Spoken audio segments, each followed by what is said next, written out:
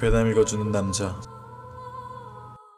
로어, 어떤 지역이나 대상에 전해지는 정확한 근거는 없지만 그럴듯한 개연성을 가진 소문이나 괴담. 첫 번째 이야기. 고양이의 혼. 그러니까 묘령은 다른 귀신들보다도 특히 강한 은기를 지닌다. 일본에서는 죽은 사람의 근처에 고양이의 귀신이 오지 못하도록 하는 법이 있다. 병풍을 뒤집어 놓고 하얀 모포를 병풍 근처에 둔다. 묘령이 사람에게 들어가면 죽은 사람은 살고 산 사람은 미치거나 싹 달라진다는 이야기가 있기 때문이다. 혹시나 시선을 오랫동안 맞추는 고양이가 있다면 경계하도록 하자. 당신을 홀릴지도 모른다. 두 번째 이야기. 초기의 마네킹은 사람의 시체의 포즈를 잡은 다음 그것을 석고틀에 넣어 굳힌 뒤 사용했다고 한다. 세 번째 이야기. 오늘 밤 컴퓨터를 꺼둔 채 가만히 지켜보라. 갑자기 모니터에서 푸른 빛이 맹렬한다면 그것은 당신이 선택되었다는 신호. 선택을 받아들이고 싶다면 F10을 한번, 넘버락을 한번, 엔터를 2번 눌러라. 푸른 빛이 붉은 빛으로 바뀐다면 승인 불가, 푸른 빛이 하얀 빛으로 바뀐다면 승인이 된 것이라고 한다. 무어리한 선택인지는 알려지지 않았지만 한 가지는 확실하다. 승인받은 사람은 1년을 넘기지 못하고 죽는다는 것. 그러나 죽은 사람들의 얼굴에는 모두 하나같이 미소가 걸려있었다고 한다. 네 번째 이야기. 만약 당신이 집에 혼자 있을 때 갑자기 누군가의 앵기척이 느껴진다면 그것은 거울 뒤에 또 다른 자신이 집에서 무언가를 하고 있는 소리라고 한다. 다섯 번째 이야기. 여러 종교의 성서에서 공통으로 나오는 지구의 마지막에 대한 묘사가 있다. 기독교에서는 다음에는 불의 심판이 있으리라. 불교에서는 천상에서 멸겁이 지옥에서 올라온 차륜이 지상에서 돌 것이다. 천주교에서는 최후의 심판은 불로 끝나리라. 부도교에서는 불과 돌이 이 세계의 끝이자 시작이다. 그리고 이 모든 건 운석을 상징하는 거라고 한다. 여섯 번째 이야기. 1867년 프랑스의 탐험가가 어느 원시적인 생활을 하는 부족을 방문했다. 선물로 가지고 간 커다란 거울을 굉장히 기뻐했으며 그를 환영하는 연회가 열렸다. 다음날 탐험가는 족장에게 그 요리는 무슨 고기였습니까?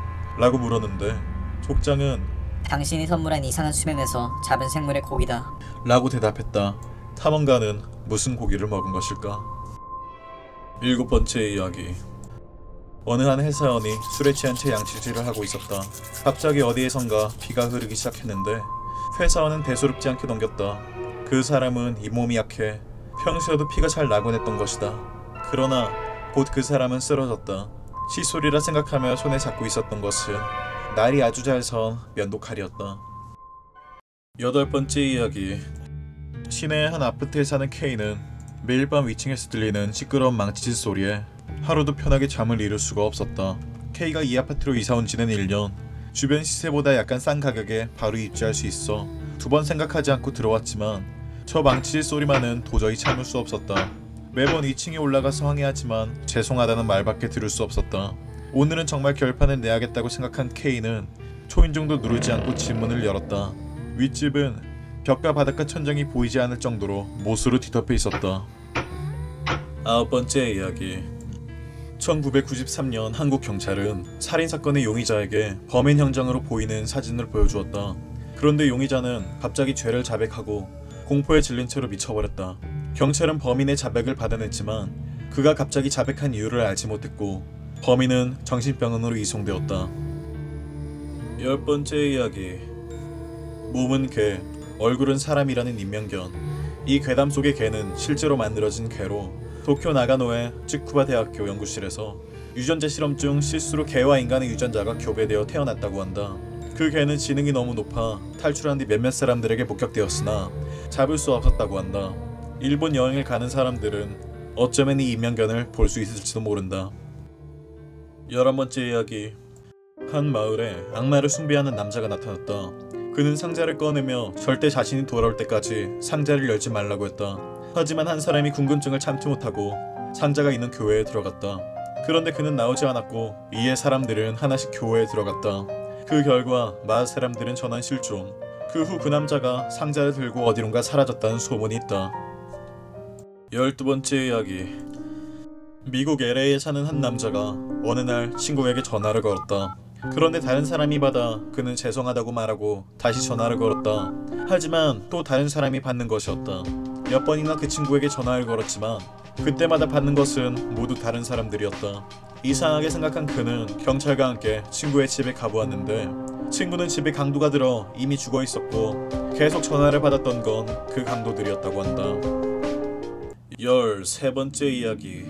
어떤 스님의 말에 의하면 오래된 달모도는 오히려 불행을 가져오니 바로 버리는 것이 좋다고 한다. 14번째 이야기. 잠꼬대를 심하게 하는 여성이 있었다. 그녀는 어느 날 잠을 자다가 꿈속에서 생전 한 번도 먹어보지 못한 진수성찬을 보았다.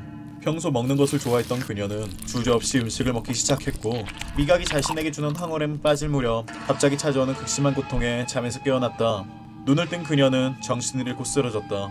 그녀의 열 손가락은 하나도 남김없이 무언가에 씹힌 듯 너덜너덜하게 끊어져 있었고 입안에서는 비릿한 철분향이 느껴졌다고 한다. 15번째 이야기. 고대 로마 시대에는 알을 낳는 고양이가 살았다고 한다.